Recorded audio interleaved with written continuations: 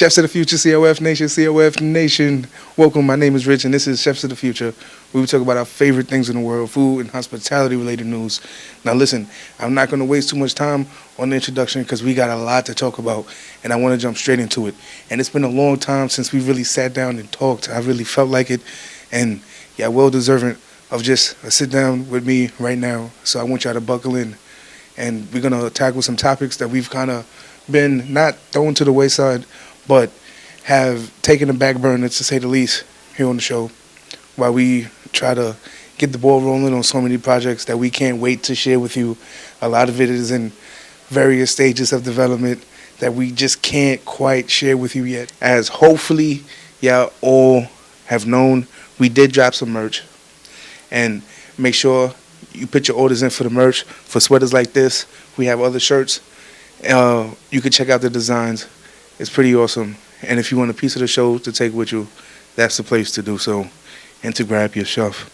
And make sure you catch up on season 1. A lot of people has been hitting me up like, oh, they only seen the show on YouTube. We have an entire season 1 of the show on anchor.fm/Chefs of the Future. So make sure you catch up on that, because it will be, just, I feel like, a good introduction to me, a good introduction to the show and the people that participated in the beginning to make all this possible to what you see here today. So over the last couple of days, hopefully you've heard coverage of the Historic Hotel Awards. That's hosted almost every year. And it did put a damper on things, the COVID restrictions, as it did a lot of things. And so what did I think of it? Well, before I get to what I think of it, I do want to jump into an article that I felt did a pretty fairly decent job on covering it. It's on Hospitality Net, a place that I follow, and I recommend you follow, especially if you're a person that's watching the show and is an astute viewer of the things that goes on in the hospitality world. You should definitely be checking out Hospitality Net. So, as we scroll on this page, this was posted this morning as I'm recording this. 2021 Historic Hotel Awards of Excellent winners announced. Now look, this is important for a couple of reasons, and I'm going to read the introduction paragraph and then I'm going to get into it. And this is the reason why I say that. So, the Historic Hotel Awards of America and the Historic Hotel Worldwide are pleased to announce the winners of the 2020 Historic Hotel Awards of Excellence.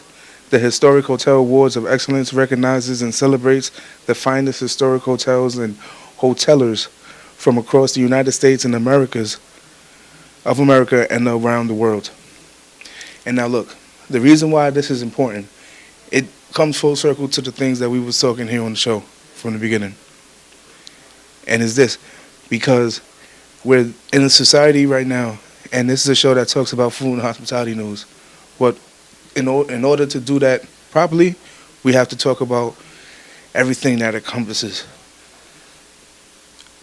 And we live in a society right now in which we have this, we don't care culture, stemming up from everywhere. And with that I don't care culture comes with a I don't give a crap about history. Why is history important? And the preservation of history is slowly being chipped upon. If you have opposing ideas from someone, now it's popular to just shun them altogether. From society, from your world, they do not exist. If you are not, let's say, a Democrat, or if you're not a Republican, then you don't exist in my world. You just go away, and I don't want you to exist. And that's not the right way. Exclude bipartisanship, but just for being a human, for being well-rounded.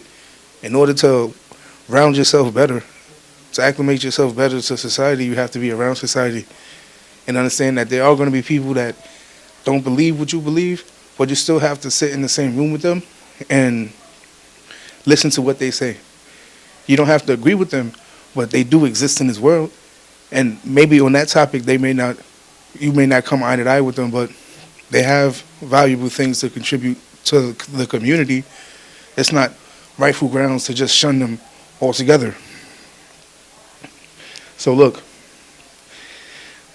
the reason why the Hospitality Awards the historic hospitality awards is important is because these are people, individuals that through heritage or through whatever means has been allowed custodianship over these historic landmarks in America, across the world, and at the highest level of hospitality, they try to serve guests and also honor where they're at, where they're providing their services.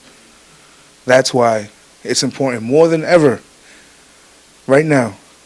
Whether it be a Confederate statue that they don't, that you want to see tear down. Look, it's a part of history. It may not be a part of history that you like, but it did happen.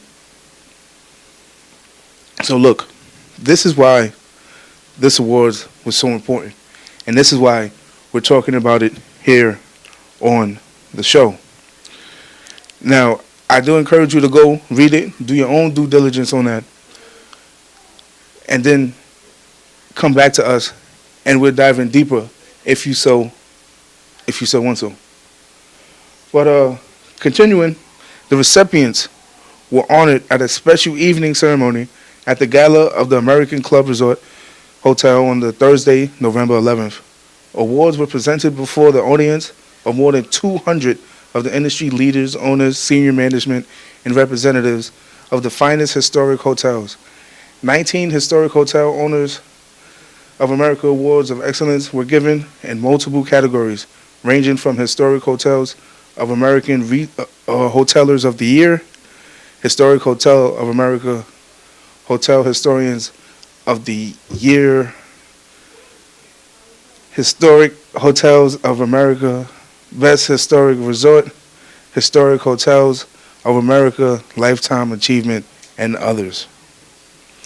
And I'm not going to finish that. That's like a big tongue slide. Again, y'all go, y'all check that out. Y'all read that. And then we'll come back and we'll talk about it. But again, I wanted to talk about that because it underlines, and it's a big example, that preservation of history. Whether it be something we agree with or not, it's important to still preserve it, to still talk about it, to still include it in our conversations so it doesn't repeat the things we don't like about it, and we can evolve and become better because we allowed it and we included it into our world today and didn't just act like it didn't exist. Well, all right. But what do you think about that? Maybe I'm like, you think I'm crazy. Maybe agree with me. Let me know down below. But listen, moving on to our next topic. So, big chicken. What comes to your mind when you think about that? It certainly isn't Shaquille O'Neil. Let's jump into this article on CNBC. It's labeled Shaquille O'Neil opens big chicken location in Islanders' new $1.5 billion arena as the NBA icon expands his food empire. And this, of course, was published on Sunday, November 14th, 2020. So this morning as I'm recording this. The key points to highlight in this is Shaquille O'Neil opens up big chicken restaurant at Climate Pledge Arena in Seattle. And O'Neil owns various Papa John's locations and shows up in the pizza company's commercials. So look, of course, we just mentioned Five Guys. Five Guys is when he popped up on our radar. Most people on the food tip may know Shaquille O'Neil for his endeavors with Papa John's. And boy, did Papa John's need him. Papa John's went from making X to making a whole lot of why didn't I start this a whole lot sooner. As soon as Shaquille O'Neil became active behind the scenes and put a stake of his money into ownership and got onto it with marketing, it skyrocketed. And now he's working with Big Chicken and opening up his third location in as many years, I might add. And he has a game plan, and it's in his ballpark. No pun intended. which is streamlining his focuses to NBA arenas, which he already has a strong relationship with. Smart. Smart business. This is why I think this is awesome. But look, what do you think about this? I highly encourage you to check out this article on CNBC. Read it yourself, come back, join the comment section, and if you want to, we'll dive in more deep into it. But look, as always, this has been Rich. Subscribe, all that good stuff, and we out of here, baby.